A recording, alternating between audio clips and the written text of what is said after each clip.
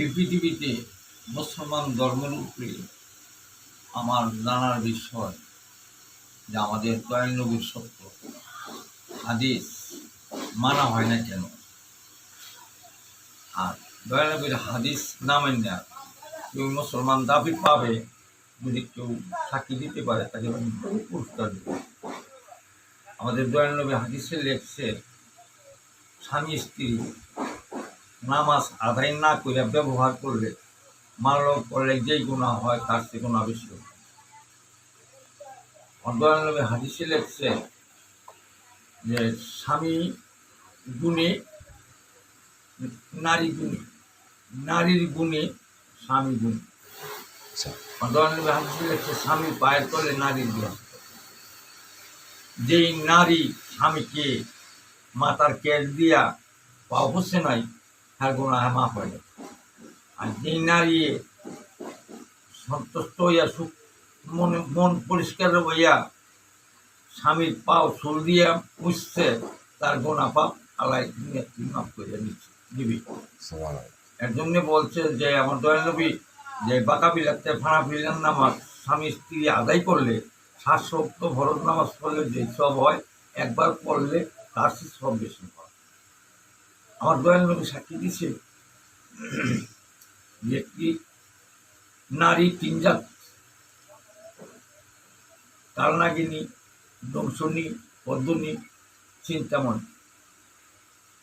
কারণ যে নারী চিন্তামণি সেই নারী স্বামীর পায়ের চুল দিয়া মুছা নিব, স্বামীর পায়ের তলে ব্যস্ত, এটা বলছে দয়াল নবী ভুল হইতে পারে না, সে পাবে।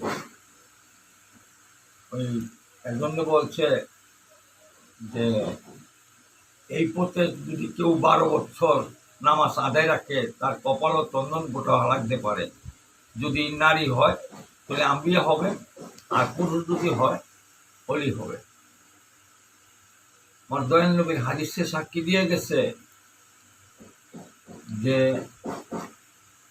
তিরমিজি হাদিসের মধ্যে আছে যে এই পৃথিবী কেউ যদি না দেখে, আল্লাহ ফিরিস্তা বিহীন কেউ যদি না দেখে, সেই নামাজে এত সওয়াব হাদিসে লিখতে শেষ করা যায় না।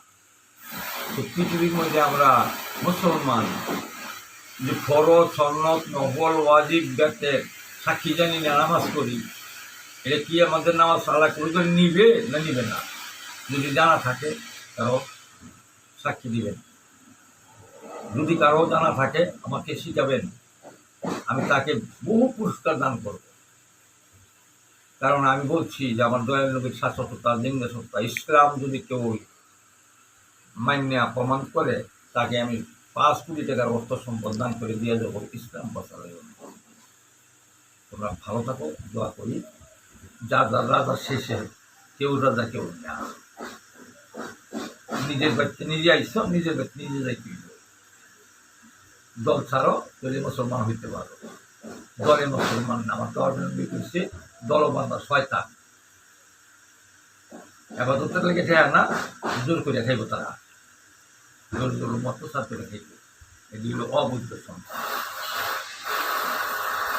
আমরা বাবা মার প্রেমের সন্তান, আমরা সত্য লাইন না হইলে মুসলমান, এটাই আমাদের ফরমান। আল্লাহ সালাম আবুদ নাই, শয়তানের বড় বাড়ি খায়। মুসলমান জাত ধ্বংস করে জাহান নামে নিয়ে গেল, আল্লাহ সালাম আবুদ নাই। যদি ফরজ, সুন্নত, নফল, ওয়াজিব, বেতের সাক্ষী দিয়ে নামাজ পড়তো, পাক পাঞ্জাতন পাঞ্জেগা না পাসের মাধ্যমে আল্লাহ আমার দয়াল নবী সাক্ষী দিয়ে গেছে। এই পাসের মাধ্যমে আল্লাহ যে মানে তার আল্লাহ মানা শরীক হবে।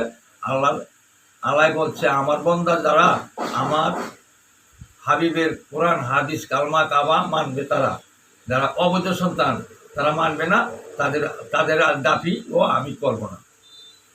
আমার বান্দা আমি মান্য নিব, যে আদমকে মানে আথম আল্লাহ বন্দা।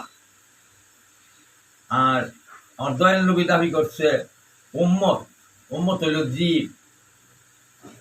জীবজাত হইল উম্মত।